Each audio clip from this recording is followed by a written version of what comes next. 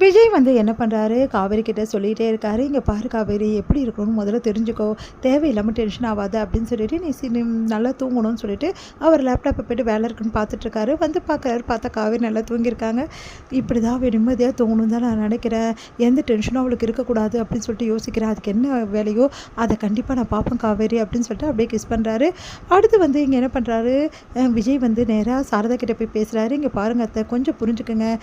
இப்போ இருக்க நிலைமையில வந்து 2 பேருமே ப்ரெக்னெண்ட்டாக இருக்காங்க. அவங்க 2 பேரும் நல்லபடி டெலிவரி வந்து ஆகணும். அவங்க நல்லபடி இருக்கணும்னு நீங்கள் நினச்சிங்கன்னா காசு பணம்லாம் பார்க்காதீங்க அத்தை. அதுக்காக இந்த சொத்தை எடுத்து கொடுக்க முடியுமா தம்பி? இதெல்லாம் அநியாயமாக இருக்குது. அவங்க யார் இதெல்லாம் கேட்குறதுக்கு? நான் எக்கார கூட ஒரு பைசா கூட என்னால் தர முடியாது" அப்படின்னு சொல்லிட்டு அடம்பிடிக்கிறாங்க. "இல்லை அத்தை, சொன்னால் புரிஞ்சுக்குங்க. நீங்கள் தரலன்னா நான் கொடுத்துட்றேன் அத்தை. இந்த பிரச்சனை வேணாம்" அப்படின்ற மாதிரி சொல்கிறாங்க.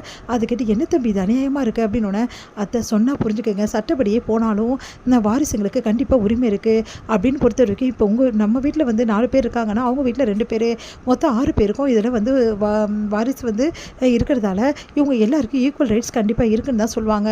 ஏன்னா இது வந்து மாமா வந்து சொந்தமாக சம்பாரித்த சொத்து, அதனால் வேறு வழி கிடையாது அத்தை. கொஞ்சம் புரிஞ்சுக்கங்க" அப்படின்றாங்க. "என்ன மாப்பிள்ளை நீங்கள் இப்படியெல்லாம் சொல்கிறீங்கன்னொன்னே, இதான் அத்தை, வேறு வழி இல்லை அத்தை. ஈக்குவலாக வந்து நம்ம போட்டுட்டு அதில் ஒரு 2 பங்கு அவங்களுக்கு கொடுப்போம். அப்படி தான் போட முடியுமே தவிர பாதி அவங்க கேட்குற மாதிரி நம்ம கொடுக்க போகிறதில்ல. இதுக்கு அவங்க ஒத்துக்கினே ஆகணும். அப்படி ஒத்துக்கலைன்னா நம்ம வேறு மாதிரி பண்ணலாம்" அப்படின்னோடனே வேறு வழி இல்லாமல் சாரதாவும் வந்து எல்லோரும் சொல்கிறதால ஒத்துக்கிறாங்க. அடுத்து வந்து இங்கே வந்து பேசுகிறாங்க, வந்து முத்துமலர்கிட்ட. அவங்கக்கிட்ட சொல்கிறாங்க, "இங்கே பாருங்கள், வேறு வழி இல்லை, இதுதான் வழி.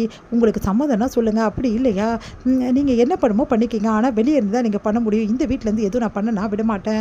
இதுதான் என்னோட வந்து முடிவு. அப்படி இல்லையா நீங்கள் வந்து இல்லை, எங்களுக்கு வந்து மொத்த பாதி சொத்தாக வேணும் நீங்கள் அடம்பிடிச்சிங்கன்னா இது நடக்கவே நடக்காது. உங்களால் என்ன பண்ண முடியுமோ அதை பண்ணிக்கிங்க. நீங்கள் கிளம்பலாம்" அப்படின்ற மாதிரி விஜய் சொல்கிறாரு. அதை கேட்டுட்டு வந்து முத்துமலை வந்து என்ன பண்ண திறமை தவிக்கிறாங்க. "இங்கே பாருங்கங்க, அதெல்லாம் முடியாதுங்க. 2 குடும்பமும் சம்மந்தப்பட்டிருக்கோம். ஆளுக்கு பாதி பாதி அந்த வீட்டில் வந்து பணம் வேணும். அதை விட்டுட்டு நீங்கள் 2 பங்கு தான் தருவீங்கன்னா என்ன அர்த்தம்? இங்கே பாருங்கள், கொஞ்சமாவது லாஜிக்காக பேசுங்க. என்னென்னா, மொத்தமாக இருக்கிற சொத்தில் ஒரு வீட்டில் நாங்களே 5 பங்காக தான் போட்டோம் அந்த வீட்டை, தெரியுமா உங்களுக்கு? அதில் எல்லாருக்கும் ஒரு பங்கு போக வந்து அத்தைக்கு ஒரு பங்கு, அதே மாதிரி வந்து மற்ற பசங்களுக்கெல்லாம் 4 பங்கு, அந்த மாதிரி தான் நாங்கள் போட்டோம். இப்போவும் அந்த மாதிரி தான் நாங்கள் போட முடியும். 2 பங்கு நீங்கள் எக்ஸ்ட்ரா வந்திருக்கீங்கன்னா 2 பங்கு தான் தர முடியும். அதை விட்டுட்டு நீங்கள் எக்ஸ்ட்ரா பாதி கேட்டால் முடியாதுங்க. இப்படி தாங்க வந்து கோர்ட்லேயே முடிவாகும். ஏன்னா நான் வக்கீல்கிட்டையும் பேசிட்டேன். எல்லா விஷயத்தையும் பேசிட்டு தான் சொல்கிறேன். வேணால் நீங்கள் வந்து கேட்டுக்கங்க. இந்த கேஸ் போட்டால் என்ன நடக்கும், ஏது நடக்கும் நீங்கள் பார்த்துக்கங்க. வாரிசு இருக்கிறவங்களுக்கு அவரோட சொத்தில் உரிமை இருக்குதுன்னு சொல்லுவாங்க. ஆனால் நீங்கள் சொல்கிற மாதிரி பாதி சொத்தெல்லாம் வராது. அதே மாதிரி பாதி வந்து பணம் வேணும்னா நீங்கள் வெயிட் பண்ணுங்கள், ஃபுல்லாக வெயிட் பண்ணுங்கள், இந்த கேஸை நடத்துங்க, உங்களால் என்ன பண்ணுமோ பண்ணிக்கிங்க அப்படின்னு அப்படியே யோசிக்கிறாங்க எல்லாரும். இங்கே பாருங்கள், கொடுக்குற பணத்தை வாங்கின்னு போனீங்கன்னா உங்களுக்கு நல்லது. அப்படி இல்லை, நான் அடம்பிடிப்பேன், வேறு வழியே கிடையாதுன்னு சொன்னால் பார்த்துக்கலாம் அப்படின்ற மாதிரி சொல்லிட்டு போகிறாரு. அதை கேட்டு முத்துமலரும் என்ன பண்ணுறதுன்னு தெரியாம தவிக்கிறாங்க. என்னடா பண்ணுறது இப்போது? வேறு வழி இல்லைடா, கடன் நிறைய இருக்குடா, அதனால் அவங்க கொடுக்குற பணத்தை வாங்கிக்கலாம். அது எப்படி வாங்கிக்க முடியும்? அப்போது பிரச்சனைக்கு மேலே பிரச்சனை பண்ணிகிட்டே இருந்தால் எப்படிடா பணம் கிடைக்கும் அப்படின்னு சொல்லிட்டு பேசிகிட்டு இருக்காங்க. எங்கே வந்து விஜய் வந்து 2 பேர்ட்டுமே பேசிட்டு வராரு. 2 பேரும் என்ன முடிவு பண்ணிங்கன்னு கேட்டோன்னே வேறு வழி இல்லாமல் எல்லோரும் ஒத்துக்கிறாங்க. விஜய் வந்து சரி, இங்கே பாருங்கள், சீக்கிரமாகவே வீடு விற்றுடலாம், வீடு விற்றுட்டு பணத்தை நாங்கள் கொடுத்துட்றோம், அது வரைக்கும் நீங்கள் கிளம்புங்கன்னு. அது எப்படி நாங்கள் கிளம்ப முடியும்? பணத்தை வாங்காமல் நான் கிளம்ப முடியாது, எங்களுக்கு ஒரு வழி இல்லை, நீங்கள் வீடு வந்து ரெடி பண்ணிட்டு பணத்தை கொடுத்துருங்கன்னொன்னே, சரி அதுக்கு தேவையான டாக்குமெண்ட்ஸ்லாம் ரெடி பண்ணுறேன்னு விஜய் போயிடுறாரு.